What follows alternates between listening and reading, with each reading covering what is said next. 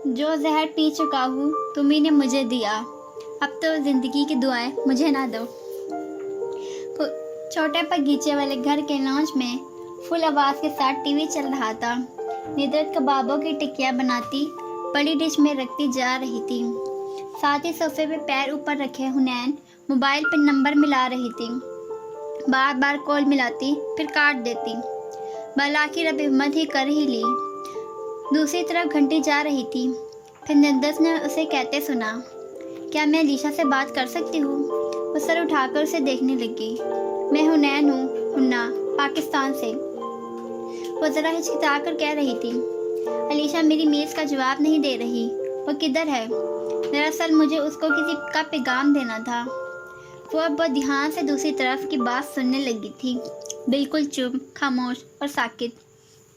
फिर बगैर कुछ कहे फ़ोन रख दिया। क्या हुआ? मगर हुन्ना ने नहीं सुना, चुप बैठी रही। सादी अंदर आया और सलाम करके माँ के करीब सोफे पे गिर सा गया। वो थका हुआ लग रहा था। फारिस से मिले? वो मम्मी से पूछने लगी। जी, और पुप्पो से भी। वो दूर खुला में देखता अपनी सोच में गुम था। क्या वो भी तुम्हारी बात सुनने को तैयार नहीं? उनका कसूर नहीं है, उनकी जगह कोई भी होता तो यही करता। तुमसे भी वही रवैया है। छोड़े अम्मी। वो चेहरे पे बशाशत वापस लाते सीधा हुआ और हाथ बढ़ाकर चने की दाल और गोश्त के पीसे मिक्सचर को 3 अंगुलियों में उठाना चाहा। उन्होंने उसके हाथ पे चिपत रसीद की। 1000 दफ़ा कहा है मत खाया करो दरमियान से, बेबरकती होती है। मगर निद्रत की ढीठ औलाद को फर्क नहीं पड़ता था। सादी ने मिक्सचर में मुंह में रखा और चबाते हुए फिर से पीछे होकर बैठ गया। हुनैन बस सतूर सर झुकाए बैठी थी। दफातन उनको ख्याल आया, सादी बेटा वो मरकज के फ्रंट पे जो बेकरी है ना, वो लोग जगह खाली कर रहे हैं। क्यों ना हम उसको किराए पे लेकर कोई काम शुरू कर दें। आपने अभी तो स्कूल की जॉब ख़त्म की है और आपकी सेहत भी इतनी अच्छी नहीं है, क्यों खुद को हलकान करती हैं? खर्चे बहुत हैं और तुम्हारी तनख्वाह से वो नहीं पूरे होते। मैं आजकल यही सोच रही हूँ, बेकरी की जगह कोई काफ़ी बड़ी है, कपड़ों का बुटीक शुरू करने के बारे में क्या ख्याल है? मगर फारिग बैठी रही तो ज़्यादा बीमार हो जाऊंगी। सादी ने एक नज़र उनके हाथों को देखा जो महारत से कबाब को शिकल दे रहे थे। कुछ याद करके वो मुस्कुराया। आप रेस्टोरेंट खोल लें अम्मी, किसी को खाना खिलाने से प्यारा एहसान क्या होगा भला? रेस्टोरेंट? वो सोच में उलझी। मगर पहले किसी से मशवरा कर लीजिएगा। किससे करूं? कोई भी काम शुरू करने से पहले 2 लोगों से मशवरा लेते हैं अम्मी। एक वो जिसने इस काम में फ़ायदा उठाया हो और एक वो जिसने इसमें नुकसान उठाया हो। फिर हुन्ना को देखा जो अभी तक शल बैठी थी। कट्टो बेगम, रेस्टोरेंट बनने से तुम्हारे तो दिन फिर जाएंगे। सादी ने उसे आवाज़ दी। उसने सफ़ेद पर्दा छेड़ा उठाया। हाशिम भाई से बात हो तो उन्हें बता दीजिएगा कि अब अलीशा को उनके पैसों की ज़रूरत नहीं रही। कच्चे कबाब का टुकड़ा उसके हल्क में रह गया। वो चौंका। क्यों, क्या हुआ? उसको जब पैसे चाहिए थे तब उन्होंने नहीं दिए, फिर उसने खुद ही हासिल करने चाहे। वो शौक के आलम में बोल रही थी। उसने कुछ दोस्तों के साथ मिलकर चोरी करनी शुरू की। वो कंप्यूटर्स में अच्छी थी और किस्मत में बुरी। सब गिरफ्तार हो गए। अब वो जेल में है एक लंबे अरसे के लिए। वो बेयकीन थी, बिल्कुल हद तक। फिर एकदम उठकर अंदर चली गई। सादी अभी तक साकित और जा बैठा था। निद्रत अफसोस से कुछ कह रही थी मगर वो नहीं सुन रहा था। और फिर जब शौक उतरा तो हर तरफ तासुफ छा गया।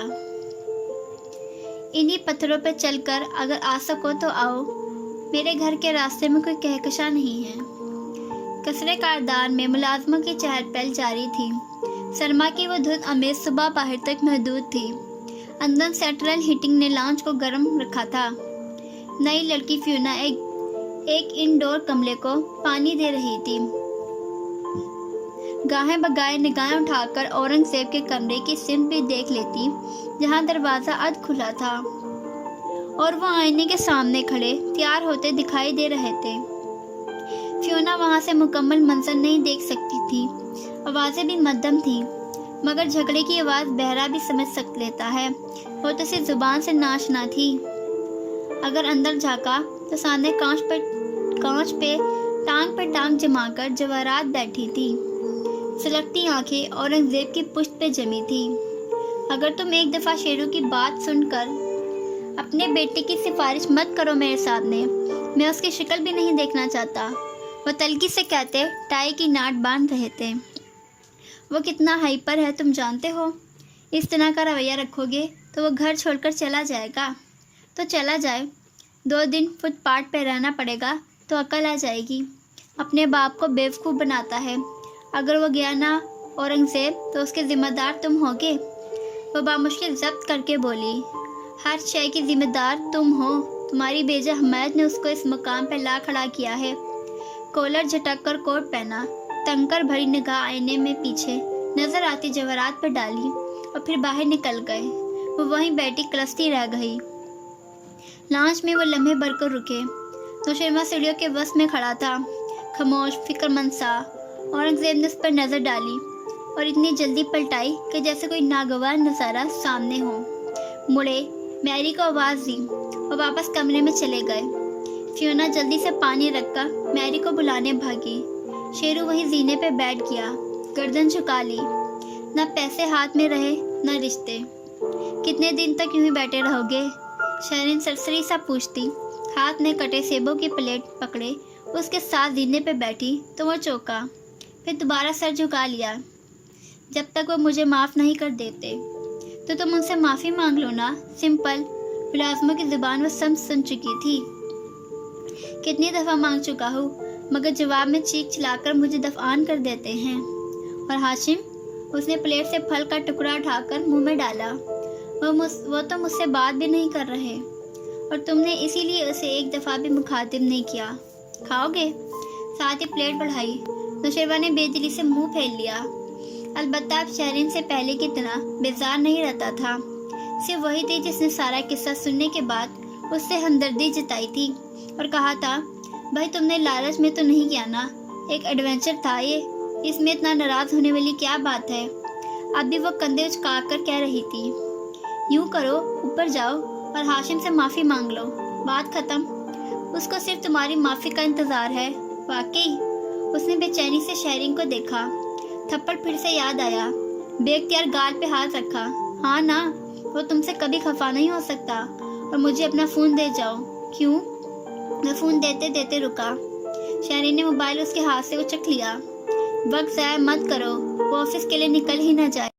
اچھا، وہ فوراً اوپر آیا، تھوڑی دیر اس کے کمرے کے باہر رکا، پھر پیچھے سیڑھیوں پہ بیٹھی شہرین نے اس کے موبائل سے سادی کا نمبر نکالا اور اپنے نمبر پہ منتقل کیا۔ شیرو نے بغیر کھٹکھٹائے دروازہ کھولا۔ ہاشم ڈریسنگ مرر کے سامنے کھڑا تھا۔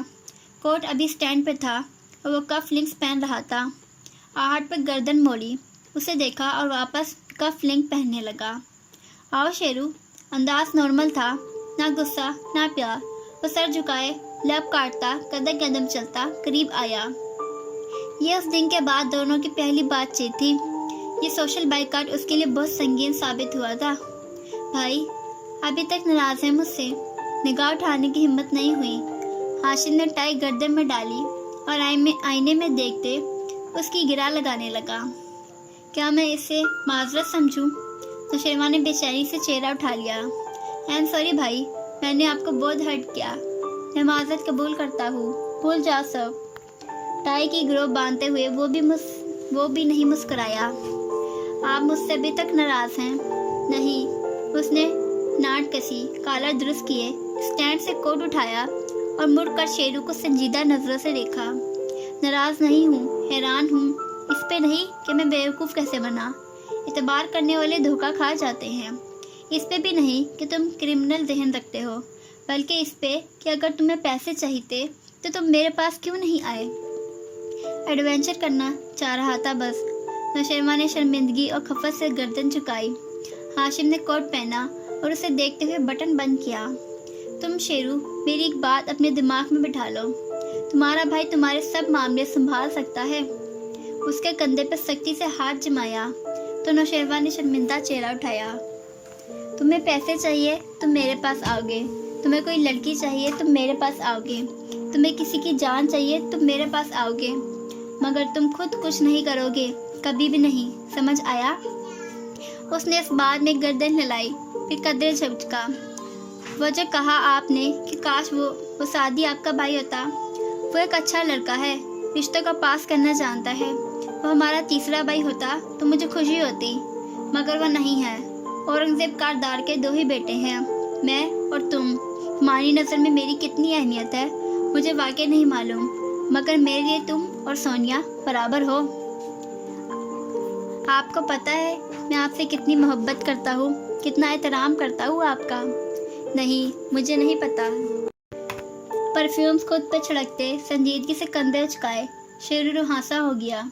ये सच है, फिर इसे साबित करो, क्योंकि मुझे दोबारा से तुम्हारे तकरीबी जहन पे एतबार करने में वक्त लगेगा। उसके कंधे को थपका कर वो मोबाइल उठाता बाहर निकल गया। आप भी नहीं मुस्कुराया। नौशरमा परेशान सा वही खड़ा रह गया। शहरीन अब सीढ़ियों के वश में खड़ी थी। उसे आते देखकर रास्ता दिया। हाशिम चंद सानगी ने उतरा, फिर उसके करीब रुका। कुछ कागजात पे तुम्हारे दस्तखत चाहिए हैं, दोपहर में ऑफिस आ जाना। मैं खुला ले रही हूँ, तलाक नहीं। चाहो तो ये लंबी चौड़ी रकम अमरात ना भी दो, मुझे ज़रूरत नहीं, मुझे तुम्हारे पैसे की। वो बातें मत कहो जिनका मतलब तुम खुद भी नहीं जानती। जो दे रहा हूँ अपनी बेटी के लिए दे रहा हूँ, माँ से अलग नहीं कर सकता उसको। अब हटो सामने से। वो मज़ीद सिरकी और हाशिम नीचे उतर गया। वो तलमलाते हुए उसे जाते देखती रही। आंखों में शदीद बुक्स और बेबसी थी। वो माँ बाप कमरे के सामने रुका तो जवाहरात हनूस काउच बैठी कलस रही थी और ड्रेस मिरर के सामने खड़े औरंगजेब मैरी एनजीओ को हिदायत दे रहे थे। वो चौखट में आ रुका। मैं अलीशा की फ़ीस पे कर रहा हूँ, किसी को कोई इतराज़ हो तब भी मुझे कुछ कहने की जहमत ना करे। मेरा दिमाग आजकल बहुत घुमा हुआ है। इतला दी और इसी संजीदा चेहरे के साथ मुड़ गया। जवाहरात तलमला कर उठी। औरंगजेब ने उसे बरहमी से पुकारा, मगर वो बाहर जा चुका था। दोनों बेबसी से एक दूसरे को देख कर रह गए। बाहर धुंध अभी तक छाई थी। वो बरामदे तक पहुंचा था जब खावर तेजी से करीब आता दिखाई दिया। वो फिक्रमंद लग रहा था। सादी यूसुफ ने आपके किए वकील को फायर कर दिया है, मालूम है। आप इतने बेफिक्र कैसे हो सकते हैं? फिक्र की क्या बात है? वोल्टा हैरान हुआ। लोग वकील बदलते रहते हैं, अगला भी हमारा ही होगा, नहीं तो जज तो हमारा ही है। मगर मुझे परेशानी है, उन लोगों को वो ऑडियो कहाँ से मिली? कौन सी ऑडियो? वो ठटक कर रुका।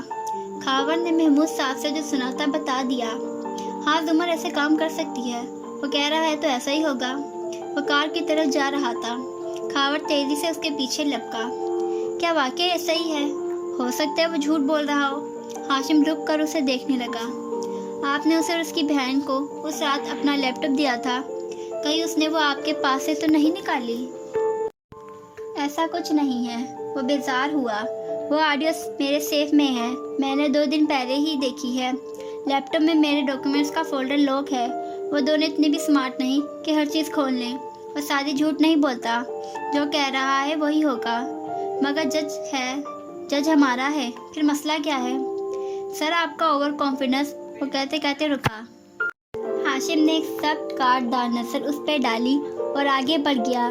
खावर ने बेचैनी से ठूडी खुजाई। बज़ाहिर हाशिम ठीक कह रहा था, मगर फिर भी उसे लड़का कुछ गड़बड़ लग रहा था। खैर, हाशिम सादी को ज़्यादा बेहतर तौर पे जानता था। यकीनन वो सर झटकता आगे बढ़ गया।